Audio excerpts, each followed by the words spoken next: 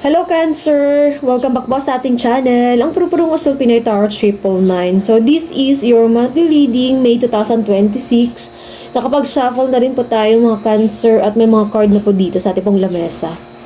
Pagpasensyahan mo na Cancer kung may naririnig ka man po sa ating pong background kasi sa baba po yan siya.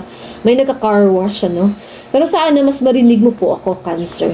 Okay, so pakita ho natin yung mga cards. Pinakunang cards na luwas para sa iyo, no, Cancer, for this month.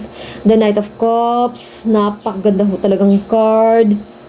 When it comes sa mga single, when it comes to love, romantic gesture, love offer, may nagpaparamdam, may nagkakagusto sa iyo, and then sa mga in a relationship naman po, ano, sa mga couple,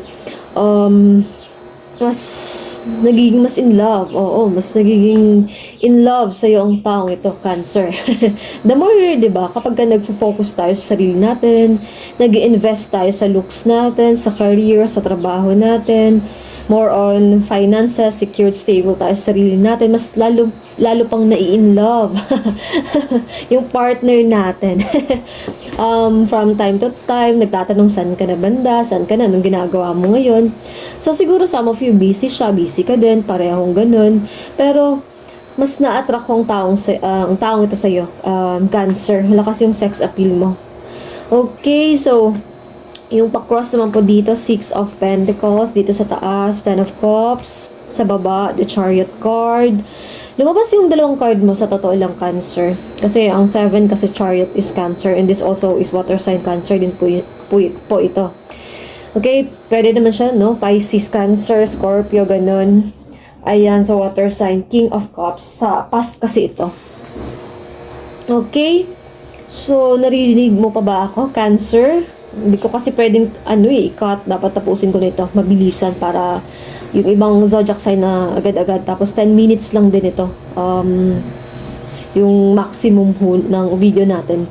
Okay, so in the near future, the Emperor card, dito naman po na side, 4 of Cups, Ace of Swords, 8 of Wands, lumabas kasi ito sa Taurus na reading.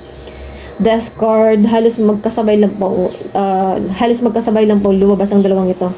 Death card and then the 4 of Swords, ayan. Okay, balik na natin.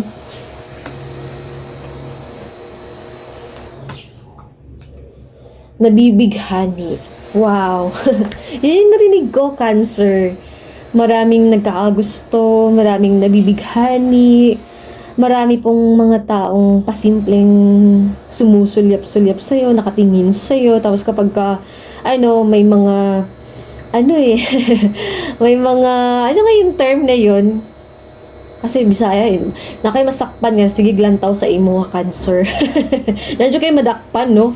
Nandiyo kayo madakpan, sige glantaw ni mo, na nagkagusto sa imo, na crush, good? Ano kaya sa Tagalog? So, you caught many people staring and smiling at you. Cancer, parang hanggang ngayon, nakakabali pa rin po ng leeg. In a good way. Maraming nakatingin, marami pong lumilingon. Talagang stolen, talagang pukaw talaga yung atensyon ng mga tao. Pagdating sa'yo, ibang napakalakas mo ng aura. May something na kakaiba sa'yo na hindi nila ma-pinpoint, hindi nila malaman kung bakit magnetic yung energy mo, Cancer. Okay, so yun na nga, marami pong nakakagusto, marami pong may crush sa'yo, and then some of you, may tao dito na talagang nagpaparamdam sa'yo ngayon, Cancer. Sa mga single, may admirer, may mga nagme-message, pero may bukod tangi talagang isa hanggang 2 tao. Ayan, kasi may dito, 2 dito sa magkabilaan, tapos nandito sa gitna. Tapos parang nag-aagawan sila ng attention mo, Cancer. Nax! Sana all. Alam mo, Cancer, ito yung nararamdaman ko. Para siyang, yung bang, parang, may pinapanood ka. Halimbawa, ito, example lang siya, pwede pang metaphor, pwedeng symbolic, pwede namang literal, pero ito kasi pinapakita sa akin ng mga gabay ko. Halimbawa, may pinapanood ka sa stage, may event, may pinuntahan ka, Ganon, oo. Tapos, nag enjoy ka, ganito, ganyan, kasama mga kaibigan mo, ganyan, ganyan, enjoy lang din. Tapos, yung cameraman, naka-zoom in sa'yo. Yung cameraman, talagang nakafocus sa'yo, Cancer. Ikaw yung nandun sa screen, oo. Yun yung pinapakita sa akin ng mga gabay ko. Okay, kung halimbawa ikaw yung Cancer na wala namang trabaho, na nasa bahay lang din, so di ka talaga makaka-resonate. So, move on agad, Cancer. I-check mo na lang po yung mga ibang sign mo, Sun, Moon, Rising, Venus sign, North Node. Check mo yung ibang videos, marami naman po mga tarot card reader dyan na iba, marami naman po mga astrologer dyan na iba. Marami dyan, Cancer. Okay, so pwede mag-resonate, pwede rin naman pong hindi, pero may mga tao dito na gusto nilang makuha ang attention mo, Cancer. And then, I can sense naman dito na nag-e-enjoy ka, tapos siguro sa dami ng mga ginagawa, talagang busy, hectic yung schedule, nagkaroon ng time para makapag-enjoy, magkakaroon ka ng time para makapag-enjoy, Cancer, na magpo-prosper na talaga yung magkakaroon na talaga ng kulay, yung drawing, lalabas na talaga sa GC, mga pinag-usapan. Aabutan ka na ng enrollment, di ka pa nakaalis ng bahay, di ka pa nakapunta ng dagat. Kahit malapit-lapit lang din, di ba? Ayan, so enjoy, ganun. Okay, diba? Ito sa taas. 10 of Cups. And then, some of you na Cancer, kasama po ang pamilya, talaga nag-enjoy and in love sa isa't isa, naks. Tapos, nandito yung mga bata, and then, masasarap na pagkain, marami pong mga handa, maraming pagkain, tapos may pusa, hindi naman kinakailangan marami, bongga, sobra lang sa kailangan, di ba? May may pang bring home pa. May pagkain pa pauwi.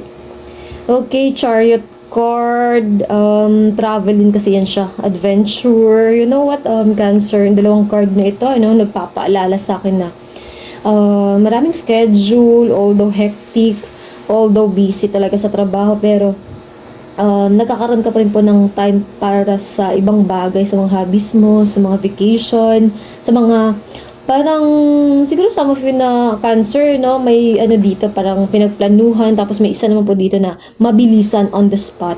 O go ka, G? Ngayon na, oo, punta tayo sa ganitong resort, punta tayo sa ganitong sapa. G na ba, G? Ganon. So, may mga planado, may mga biglaang lakad din naman. Emperor card, well prepared, well organized. Ayan, ang ganda ng card, kasi may inaaral dito, balik sa trabaho. Ang bilis.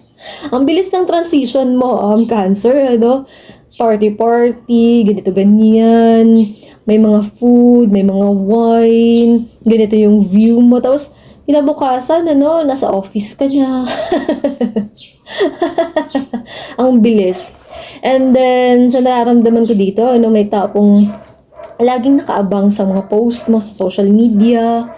Yung kandila, ang lakas ng nagtirik kasi ako ng kandila, Cancer. Ang lakas ng apoy ho niya. Okay, so may tao dito na nag-update sa'yo, may mga tao dito na laging nag-aabang sa mga post mo. Some of them na-inspired, some of them gusto yung mga nakikita nila sa'yo, some of them naman admire talaga. Oo. And then, may nararamdaman ako dito na isa, dalawang tao na talagang malapit ho sa'yo, talagang nag-update sa'yo. Cancer, saan ka na? Anong ginagawa mo ngayon? Mas lalo hong nai-inlove sa'yo ang taong ito, Cancer. Okay, 4 of Cups. Bakit ganun? Sa totoo lang, Cancer, mabilis yung mga transition, mabilis na pagbabago ng card. Hindi siya naglalagi sa ganung energy, ganito kasaya, ganito ka-high talaga, to the highest point, ganun. Bonggang-bongga na, bonggang-bonggang party, bonggang kasiyahan, malayong-malayo sa ginagawa, sa trabaho, sa opisina, tapos biglang ganito na siya. Tapos ito, ganito, masaya, tapos biglang nalungkot ka naman. Ito, may may worries ka, Cancer. Nag-aalala, pero may tao naman po dito na mas nag-aalala para sa'yo, Cancer. Yan, no? Yan, may iniisip po siya, may mga pangamba, malalim ang iniisip, nag-aalinlangan, nangangamba. Tapos ang taong ito, nag-aalala din po siya sa'yo, Cancer. Ayan. Kung ano pong problemang ito, Cancer, wag po mag-alala kasi masusolusyonan naman po ito kasi makakahanap ka naman po ng paraan. Mental clarity. Okay, Ten of Wands. So, yun na nga, hindi siya makakontrol. Bakit ganun? Talagang iba. Kasi dito, control, reserve, mental clarity, breakthrough, getting your answers, clear, mas maliwanag, mas naiintindihan mo, tapos biglang, hindi na. Biglang bumulusok, biglang malakas yung ipo-ipo, hindi mo siya makakontrol. Iba, yung emotion mo, hindi masyadong regulate ngayon, Cancer. Bago-bago, I mean. Paiba-iba. Ngayon, sobrang saya. Ngayon, sobrang ligay. Tapos kinabukasan, nalulungkot ka naman.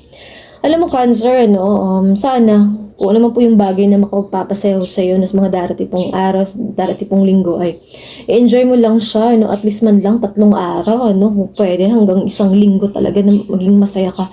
Kasi may iba, pagka di pa naabutan ng 24 hours, wala na. Hindi na makontain yung happiness na wala na. Yung excitement, yung happiness, bigla-bigla na lang iba yung naramdaman mo. Pero as I said, as much as possible, Cancer, dapat i-contain mo yung happiness mo. 3 days, 7 days na enjoy mo lang. Na nalahalasap mo pa rin yung ganung mga memories, ganung kasiyahan.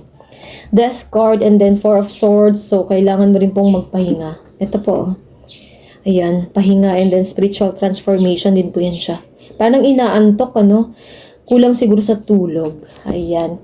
So, yun lamang po ang ating reading para sa mga minamahal ko pong Cancer at maraming salamat po. Bye!